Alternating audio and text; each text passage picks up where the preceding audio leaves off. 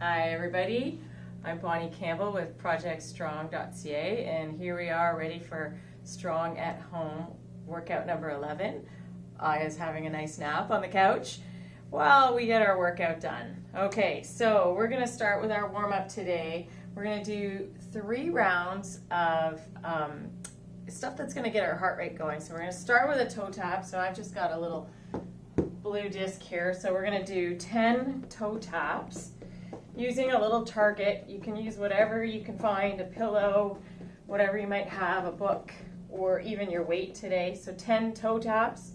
Then you're going to do 5 squats, just warming up through that squat, getting those hips back and down, thinking about that tight belly, trying to keep your chest up as much as possible. We don't want that chest collapsing to the floor as we do our squat. We're trying to keep that chest up. And then we're going to use a jug for our swing. If you have a kettlebell, that's great, but a nice jug of windshield wiper fluid will work. So we're going to do 10 swings with that jug. Keep that belly tight, the hips go back, and we stand up tall through the movement. So we're going to do 3 rounds of that. So 10 toe taps, 5 squats, and then 10 swings, 3 times through. After that, once we're warmed up a bit, we're going to do a little bit of mobility priming. So we're going to use a chair, and some of you might want to use a stick. It's a mop handle or a paint stick or a piece of dowel or PVC pipe or a broken ski gate. So that's our little balancing tool. So we're going to put our foot up on a chair, and from here, with that foot up on the chair, I want you to think about dropping the back knee down. So we want to stay tall through this position. And what we're going to think about here is what's happening with our pelvis. So my back foot, I'm on my toe, my knee is down. And what I'm going to do is, this is my anterior pelvic tilt. So my pelvis is tilting back. And now I'm going to tilt it under, and then I get a little stretch of my hamstring, or sorry, not my hamstring, my hip flexor.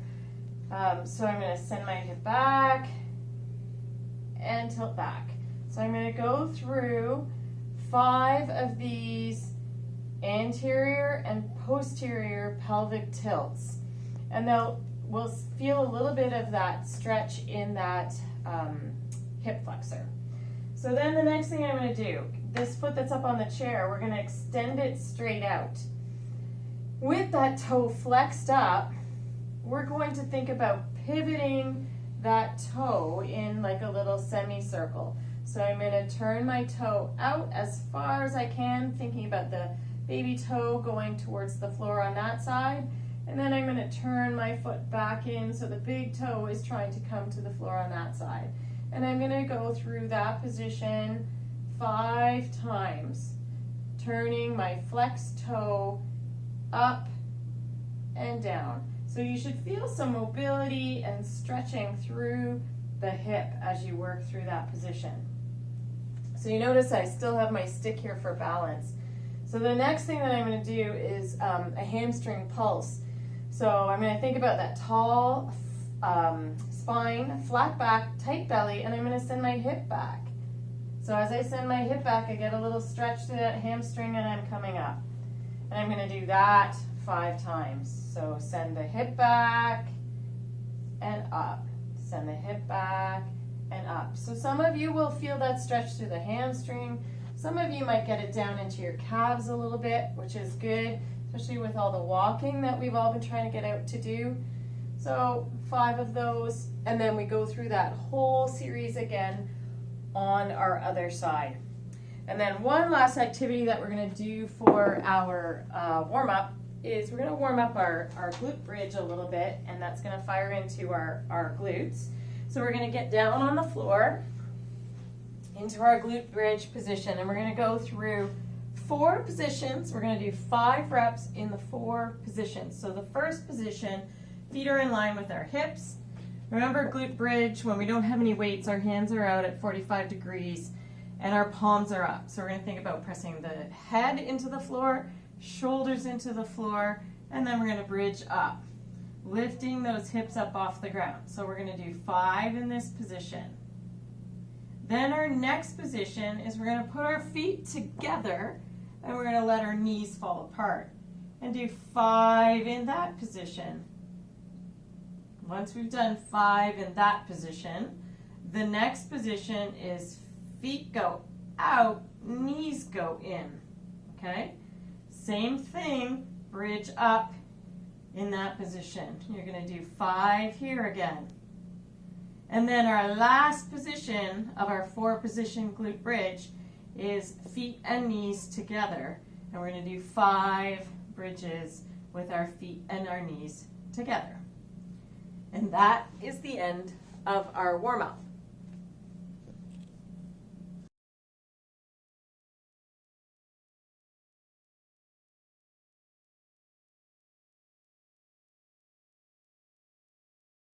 Okay, our strength focus today, we're going to go through 3 sets, alternating between 2 exercises. So our 2 exercises today are goblet squats and glute bridges. So with the goblet squat today, we're going to work a little bit more muscular endurance and spend a little bit more time on our eccentric loading, so the moving slowly down piece. So feel free to experiment with your load. I'm going to just start with my jug, which is about 8 pounds. Remembering in our squat, this whole time we're thinking about wide shoulders, tall spine, tight belly. So one of those ways we can turn that belly on is to think about belly button to spine, or you can give a little hiss. So if you hiss, it allows us to turn those deep tummy muscles on, tighten up the core, so it helps hold our spine in place as we move through the squat movement. So I'm going to bring that weight right up to my chest, and I can hold on to it any way I want to, however it feels comfortable. Remember, we're not holding it out here because that's going to fatigue our biceps more than our legs, and the squat is a leg exercise. So we want to bring whatever that weight is right into our chest, thinking about tall spine as we do that. So our movement is sending the hip back, knees go out, chest stays up. I'm going down as slowly as I feel I can, and then I'm going to come back up. So when I come back up, that tempo is a little bit faster than going down. We're working on anywhere between 8 and 10 reps. So we're thinking slowly down and a little bit faster up. Slowly down and a little bit faster up. So you're going to work through 8 to 10 reps. So the next time you come back to this, if you want to load up a little bit more, you can. You can try using a backpack, holding onto that backpack, putting load into a backpack. You can even think about those buckets or pails that we've used, and you can load that up and adjust the weight to make it a little heavier if you felt that when you got to the end of your 10 reps, you didn't feel terribly challenged, then increase your load a little bit. So the next one that we're going to work through is the glute bridge. We've already warmed that up a little bit, so feel free to load your glute bridge by placing some weight over your hip. So when we're down in our glute bridge position, it's the same. We're going to go with our standard glute bridge, so feet in line with our hips. Feet are going to be as close to our bottom as we feel comfortable. And we're going to lie back, and we can place that load just right over top of our pelvis. And we can lightly place our hands on top of that load so that it doesn't slide around. Here we don't need to keep our hands out at 45 degrees. They're just going to hold on to that load. And I forgot to mention in our warm-up, some of you may need a little pillow underneath your head if you find you're in this position when you're down on the floor. So if that's you, get a little pillow and put it underneath your head so your head is in line with your spine. So I'm just gently placing my hands on that weight. Feet are in as close to my bottom as I feel comfortable. And I'm pressing my head and my shoulders into the floor first before I lift up my hips and glutes up off the ground. And I'm reaching up as far as I feel like I can, trying to maintain that nice in-line position of our hip flexor, hip, and belly. So 10 to 15 of those. You're going to do 15 when you hit 10, it doesn't feel very challenging, then definitely go to 15. Try increasing the load on your hips, and that is our strength focus today.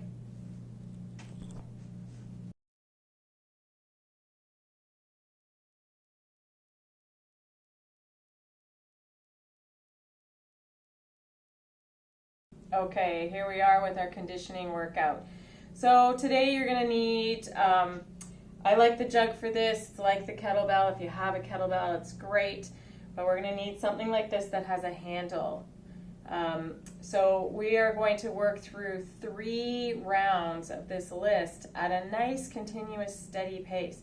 If you need to rest at all, rest. But see if you can make your way through 1 full list before you take a rest. So the workout is going to look like this. You're going to take your weight, your load, and you're going to do 6 of those squats that we did earlier in our strength. So 6 squats. Once we've done 6 squats, we're going to bring our feet in so both feet are right underneath our hips. Okay? I'm going to put that jug into my left hand. You can start with your left hand or your right hand. It doesn't matter, but I'm going to put it in my left hand so you can see it in the camera. So now what I'm going to do is a single arm deadlift.